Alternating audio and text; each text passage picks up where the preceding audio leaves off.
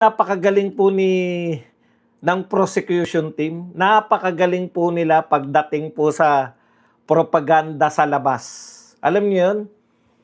Pagkatapos po ng trial, naiinip po at wala pong interes. Alam ko po marami sa inyo, nagkaka-interes lang po nung panahon na si POA na magtatanong o yung cross-examination.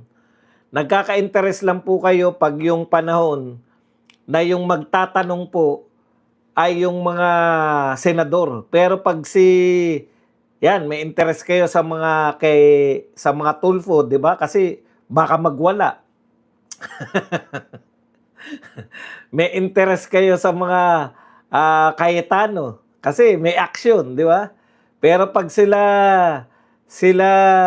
Risa Ontiveros na pabalik-balik, si Kiko Pangilinan na pabalik-balik din, nakakawalang gana po talaga, no? Yan yung matindi nating problema rito. Unlike po ng mga nauna, totoo po, ito po ang pinaka nakakainip.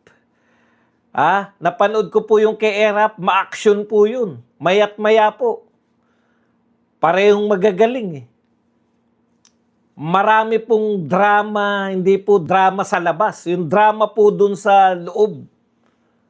Dito, kinakatay tayo ng inipan eh. Biruin mo, uulit-ulitin. Hindi po magandang senyalis yan. Pero hindi po tayo talo dyan. Sila po ang talo kasi ang purpose po nila yan, propaganda. Masiraan nila si BP Sara. Paano mo masisiraan kung wala ng interes? Di po ba? Okay, pero malinaw po, batay po sa mga testimonya, ano po yung mga malinaw? Ito po, yung testimonya po nito na tinanong po, kahit po gano'n, no? Minsan lang nagtatanong to si JB Ejercito. Tignan niyo po ang tanong niya. Did you see any evidence o may ebidensya ba kayo na si Vice President Sara Duterte personally tumanggap o nakakuha o nagbenepisyo dun sa Confidential Intelligence Fund? Ang sagot siyempre, based on the documents po, wala po. Yan po ang ultimate, no, facts na batay po mismo rito kay Attorney Roderick Wamil, wala pong ebidensya, dokumento na nagpapakita na si BP Sara po ay nakinabang personally, tumanggap personally. So, mahihirapan po sila eh. So, lahat po na nangyayari to, panay unusual, kakaiba. Pero kaya po kakaiba kasi eto lang po si BP Sara, yung totoong gustong magtrabaho na Vice President. Kasi po, hindi po natin maihiwalay nung siya po, ewan ko ngayon, tinanggal na rin niya, alam ko tinanggal na rin siya sa NTF-ELCAC. Sabay niya pong hinawakan yung NTF-ELCAC at saka ito pong DepEd, no? So ang NTF-ELCAC po, ang pangunahing layunin po niyan ay matigil na po yung local insurgency dito sa Pilipinas. Local. Yung alam nyo na yun. Yung mga, hindi lang po NPA, iba pa pong armadong kilusan. Yan yung pangunahing layunin ng NTF-ELCAC. Ngayon, kung nagtatrabaho po si BP Sara, ginamit niya po yung Office of the Vice President para totohanin yung trabaho niya, hindi lang po siya maging dekorasyon. Meron kasing mga Vice President na masaya na tinatawag silang Vice President kahit wala namang aktual na ginawa. Bahala na yung media na mag-project na marami siyang nagawa. Kilala niyo yung mga binabanggit nating Vice President na halos walang mga silbi.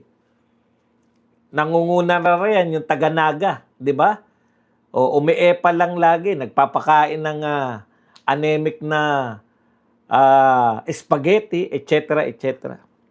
Pero ito po si BP Sara, totoo po yung gusto niyang paglilingkod at tinutukan niya po bilang Vice President kasi meron na po siyang karanasan sa Davao City na napatigil po nila from mula po sa isa sa sentro o pinakamalakas po yung mga rebelding grupong NPA dyan sa Davao City ay natapos po yung problema nila sa insurgency, naging insurgent free po, panahon ni BP Sara.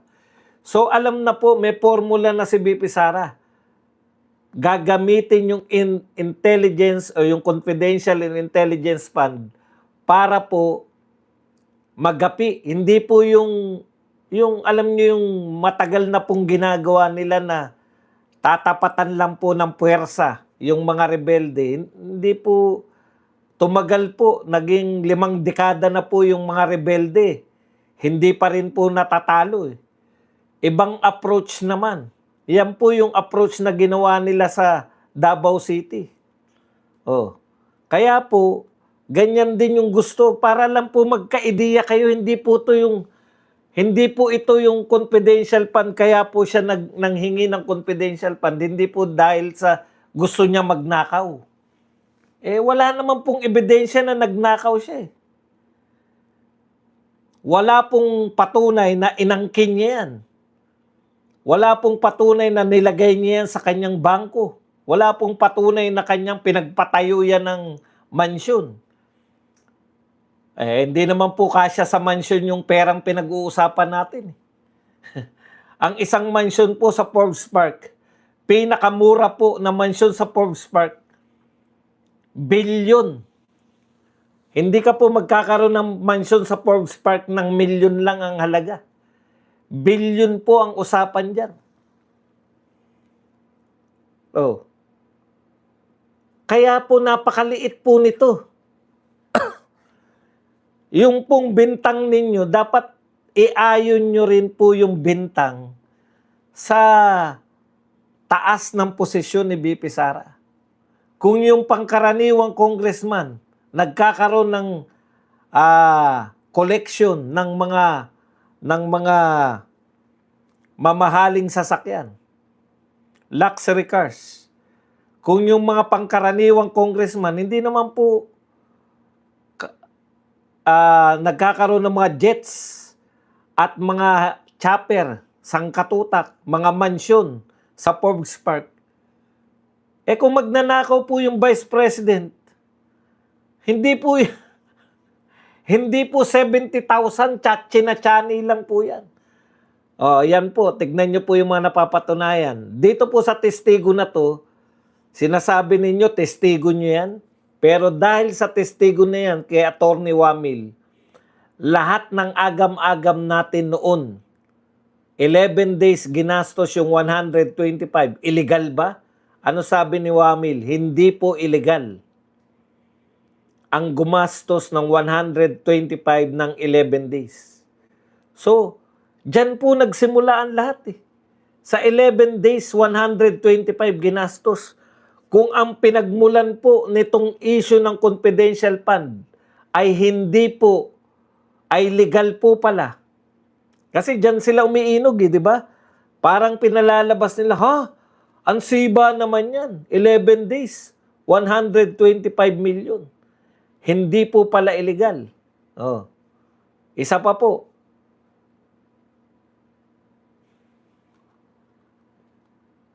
Kinakailangan definite. Did you see any evidence o may ebidensya ba kayo na si Vice President Sara Duterte personally tumanggap o nakakuha o nagbenepisyo dun sa confidential and intelligence fund? Ito po, based on the documents po, wala po. Wala pong ninakaw si BP Sara. Ano pa po ang usapin dyan? Gusto nyo na naman palabasin na misuse. Gusto nyo, wala nga po Wala pong ninakaw si BP Sara, walang napunta sa kanya. Ano pa po ang gusto po ninyo? Pinatatagal lang ninyo yan para magmukha po na ang daming dokumento, ang daming paglabag. Wala pong nilalabag dahil sa impeachment po, hindi po lahat ng pati maliliit na violation ay pwedeng yung impeachable. Kaya po siya impeachable offense.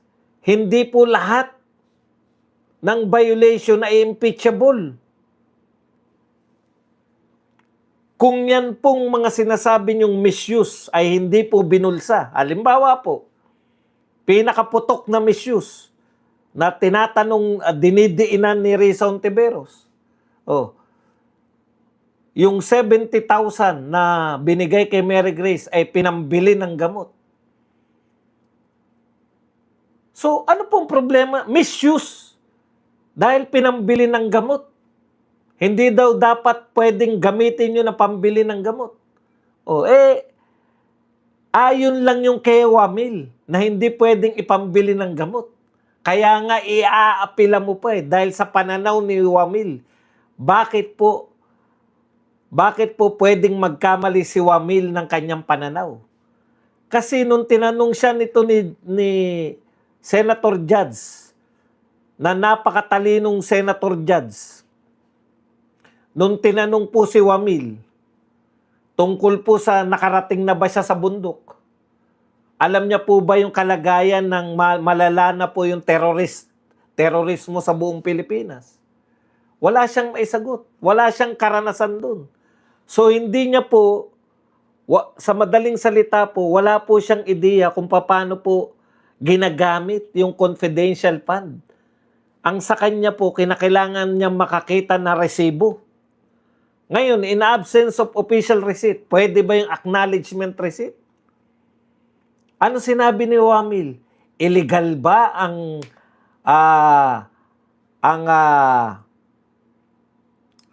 acknowledgement receipt? Hindi naman illegal.